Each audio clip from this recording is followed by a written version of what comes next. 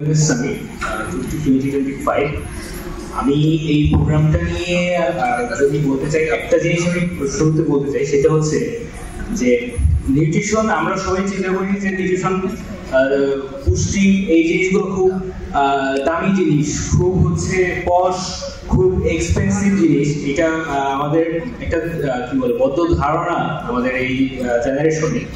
আমাদের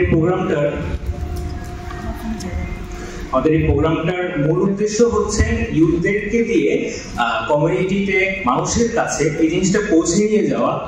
আপনার যে বাজেট, আপনার যে মাসিক ইনকাম, আপনি রেগুলার যেটা এফোর্ড করতে পারেন, এটার মধ্যে থেকে আপনি প্রপার পুষ্টিটা গ্রহণ করতে পারেন। এবং এখানে আমরা ওয়েলনেসটা অ্যাড করছি এই জন্য যে শুধুমাত্র ভালো খেলে হবে না, ভালো থাকাও প্রয়োজন। নেক্সট আজকে থেকে আজকে এবং আগামীকাল এই 2 দিন আপনাদের সাথে আপনাদেরকে নিয়ে যে প্যানেল ডিসকাশন গুলো হবে, এইখানে মূলত এই টপিক গুলো নিয়ে আলোচনা হবে।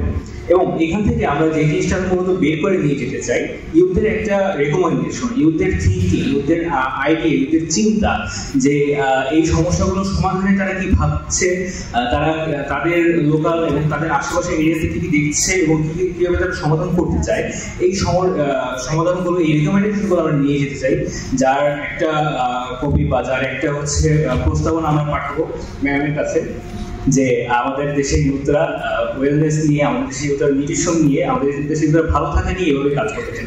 এবং আরেকটা উদ্দেশ্য হচ্ছে, আপনারা জানেন সামনে হচ্ছে COP30 ব্রাজিলে যেটা আয়োজিত হচ্ছে, একটা ইন্টারন্যাশনাল রেকমেন্ডেশন আমরা এখান থেকে এই প্রোগ্রামটা থেকে ইউথদের মধ্য থেকে বের করবো, যেটার একটা রেফারেন্স এবং যেটার একটা কি বলেন পার্ট চলে যাবে হচ্ছে কপে, যাতে আমাদের দেশে নিউট্রিশন এবং ক্লাইমেট ভালনারেবিলিটির কারণে যে ফুড সেফটি এবং নিউট্রিশনের যে সমস্যাগুলো হয়, এগুলো সমাধানে কিছুটা হলেও কাজ হয়। তো আমি সবাইকে ধন্যবাদ জানাতে চাই আমাদের এই প্রোগ্রামে আসার জন্য, এবং বিশেষ করে আমাদের বিশেষ অতিথিবৃন্দ এবং প্রধান অতিথি শারমিন এস মুর্শিদ, মাননীয় উপদেষ্টা, সমাজ কল্যাণ মন্ত্রণালয় এবং শিশু ও মহিলা মন্ত্রণালয়।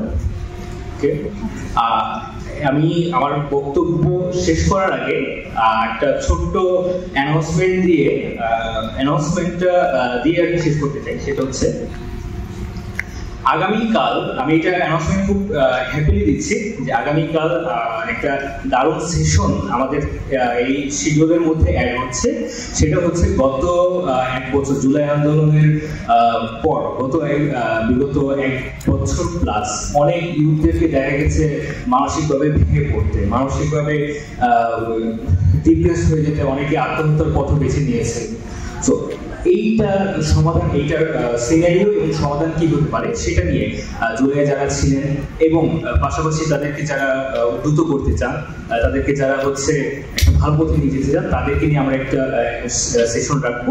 আমাদের কালকে শিডিউলের মাঝখানে এই সেশনটা অ্যাড হবে। আপনাদেরকে কালকে এই সেশনে এই জিনিসটা পাবেন। এবং থ্যাংক ইউ ফর অল। ধন্যবাদ সবাই।